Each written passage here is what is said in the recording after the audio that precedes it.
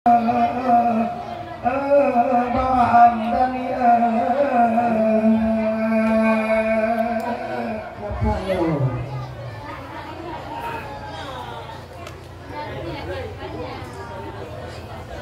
Mas Edi. Dah kacuk-kacuk lah. Mana? Alhamdulillah.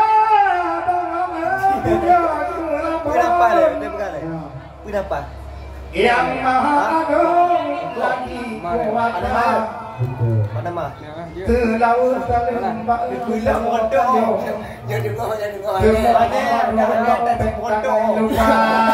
Kenapa nenan? Ada cikgu di Assalamualaikum.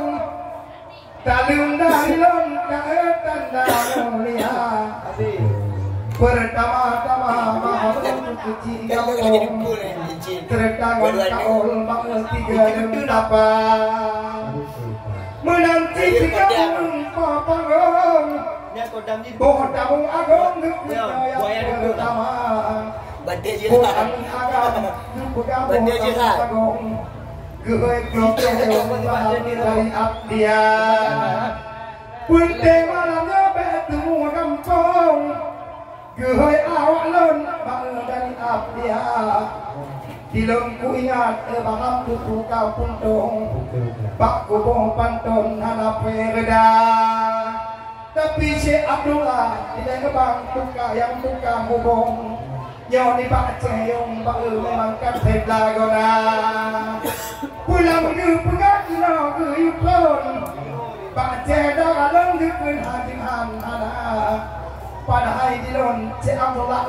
baku ke panggung tang-tang gede dengan pantun ada lepiga tapi malamnya kita kuyupon dan eklok ceong cilon kelola walau pihak Cik Abdullah putu muka puntung tetap tokulon dari abdia pulang bak amir di wikir nyabut aneh pon Yu pegat panggung lahir acara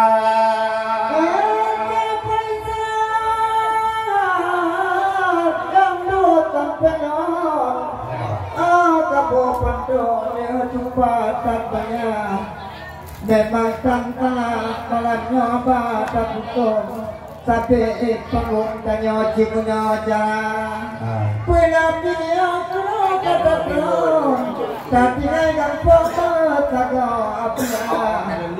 yang paling sakit